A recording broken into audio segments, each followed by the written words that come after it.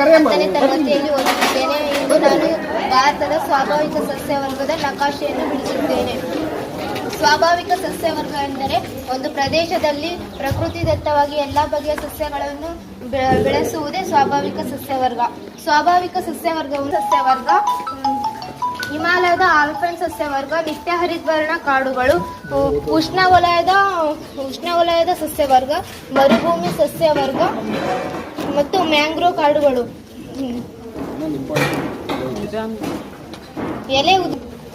ವರ್ಷ ಪೂರ್ತಿ ಹಚ್ಚ ಹಸಿರಿನಿಂದ ಕೂಡಿರುವುದರಿಂದ ಇದನ್ನು ನಿತ್ಯ ಹರಿದ್ವರ್ಣ ಕಾಡುಗಳು ಎನ್ನುವರು.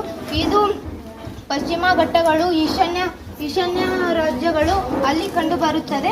ಇದು ಎಲೆ ಉದುರಿಸುವ ಮಾನ್ಸೂನ್ ಸಸ್ಯವರ್ಗ ಭಾರತದಲ್ಲಿ ಅತಿ ಹೆಚ್ಚು ವಿಸ್ತರಿಸಿದೆ.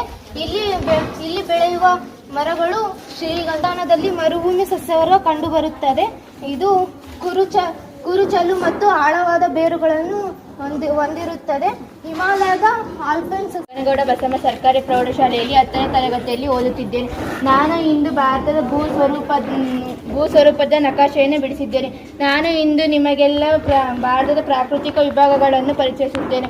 ನಾವು ಪ್ರಾಕೃತಿಕರದ ಹಿಮಾಲಯ ಪರ್ವತಗಳು, ಎರಡನೇದಾಗಿ ಉತ್ತರದ ಮಹಾಮೈದಾನ, ಪರ್ಯಾಯ ಪ್ರಸ್ಥಭೂಮಿಯನ್ನು 2 ವಿಧಗಳಾಗಿ ಮಾಡಲಾಗಿದೆ.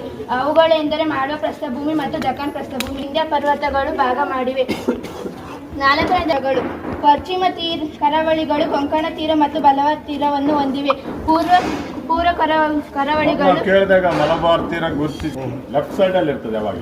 ಕರಾವಳಿಗಳು ಕೋರಮಂಡಲ ಮತ್ತು ಉತ್ಕಲ ತೀರಗಳನ್ನು, ಪಶ್ಚಿಮ ಘಟ್ಟಗಳು ಮತ್ತು ಪೂರ್ವ ಘಟ್ಟಗಳು. ಪಶ್ಚಿಮ ಘಟ್ಟಗಳು ನಿರಂತರವಾಗಿರುತ್ತವೆ, ಸಮುದ್ರಕ್ಕೆ ಹತ್ತಿರವಾಗುತ್ತವೆ ಮತ್ತು ಎತ್ತರವಾಗುತ್ತವೆ. ಇದರ ಎತ್ತರವಾದ ಶಿಖರ ಆನೆಮುಡಿ. ನನ್ನ ಹೆಸರು ರಮ್ಯ. ನಾನು 10ನೇ ತರಗತಿಯಲ್ಲಿ ಓದುತ್ತಿದ್ದೇನೆ. ಡಾಕ್ಟರ್ ಪಾಟೀಲ್ ನಾಗನಗೌಡ ಬಸಮ್ಮ ಸರ್ಕಾರಿ ಪ್ರೌಢಶಾಲೆ. ನಾನು ಇವತ್ತು ಭಾರತದ ಸುವರ್ಣ ಚತುಷ್ಕೋನ, ಕಾರಿಡಾರ್, ಹೆದ್ದಾರಿಗಳು, ಬಂದರುಗಳು, ಅಂತಾರಾಷ್ಟ್ರೀಯ ವಿಮಾನ ನಿಲ್ದಾಣಗಳನ್ನು ಗುರುತಿಸಿದ್ದೇನೆ. ನಾನು ಇವತ್ತು ಬಂದರುಗಳ ಬಗ್ಗೆ ನಿಮಗೆ ಒಂದಿಷ್ಟು ಮಾಹಿತಿ. ಕಾಂಡ್ಲಾ, ಮುಂಬೈ, ನವಶೇವಾ, ಮರ್ಮಗೋವಾ, ನವಮಂಗಳೂರು, ಕೊಚ್ಚಿನ್ ಎಂಬ 6 ಬಂದರುಗಳು ಪಶ್ಚಿಮ ತೀರದಲ್ಲಿ ಕಂಡುಬರುತ್ತವೆ. ಭಾರತದ ಅತ್ಯಂತ ದೊಡ್ಡ ಬಂದರು ಮುಂಬೈ. ಇದನ್ನು ಭಾರತದ ಮ್ಯಾಂಚೆಸ್ಟರ್ ಎಂದು ಕರೆಯುತ್ತೇವೆ. ನವಮಂಗಳೂರು ಎಂದು ಕರೆಯುತ್ತಾರೆ. ನವಶೇವಕ್ಕೆ ಸಹಾಯಕವಾಗಿ ಮುಂಬೈಯನ್ನು ನೇಮಿಸಿದ್ದಾರೆ. ನಾನು ಈಗ ಪೂರ್ವಗಳನ್ನು ನಿಮಗೆ ತಿಳಿಸಿಕೊಡುತ್ತೇನೆ. ಕೋಲ್ಕತ್ತಾ, ಆರ್ಡಿಯಾ, ಪಾರಾದೀಪ್, ವಿಶಾಖಪಟ್ಟಣ, ಚೆನ್ನೈ, ತೂತುಕುಡಿ. ಭಾರತಕ್ಕೆ ಕಾಫಿ ಚಹಾದ ಬಂದರು ಎಂದು ಕೋಲ್ಕತ್ತಾವನ್ನು ಕರೆಯುತ್ತೇವೆ. ಚಹಾದ ಬಂದರು ಎಂದು ಕರೆಯುತ್ತೇವೆ. ಭಾರತದ ಅತ್ಯಂತ ಹಳೆಯ ಬಂದರು ಚೆನ್ನೈ. ಆರ್ಡಿಯಾಕ್ಕೆ ಸಹಾಯಕವಾಗಿ ಕೋಲ್ಕತ್ತಾವನ್ನು ನೇಮಿಸುತ್ತಾರೆ.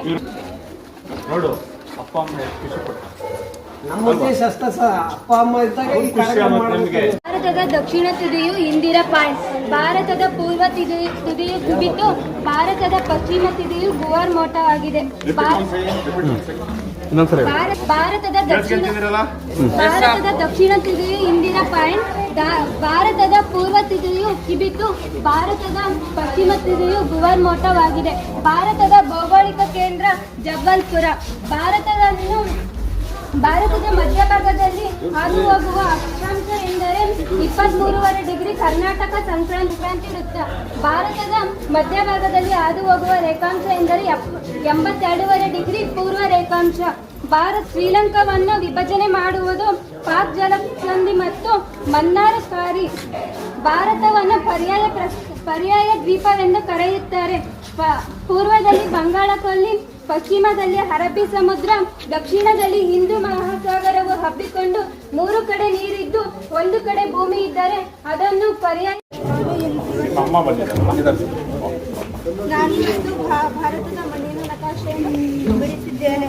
ಮೊದಲನೇ ದಾಳದ ಮಣ್ಣು ಕಂಡುಬರುತ್ತದೆ. ಇಲ್ಲಿ ಜಮಿಟಿಯ ಮಣ್ಣು, ಇಲ್ಲಿ ಮರುಭೂಮಿ ಮಣ್ಣು, ಇಲ್ಲಿ ಕಪ್ಪು ಮಣ್ಣು, ಇಲ್ಲಿ ಕೆಂಪು ಮಣ್ಣು ಕಂಡುಬರುತ್ತದೆ. ಭಾರತದಲ್ಲಿ ಅತಿ ಹೆಚ್ಚು ಕಂಡುಬರುವ ಮಣ್ಣು ಮೆಕ್ಕಲು ಮಣ್ಣು. ಭಾರತದಲ್ಲಿ ಕಪ್ಪು ಮಣ್ಣು ಹತ್ತಿ ಬೆಳೆಯಲು ಸೂಕ್ತವಾದ ಮಣ್ಣು. ಮಾನವನ ಹೃದಯವು ನಾಲ್ಕು ಕೋಣೆಗಳಿಂದ ಆಗಿದೆ.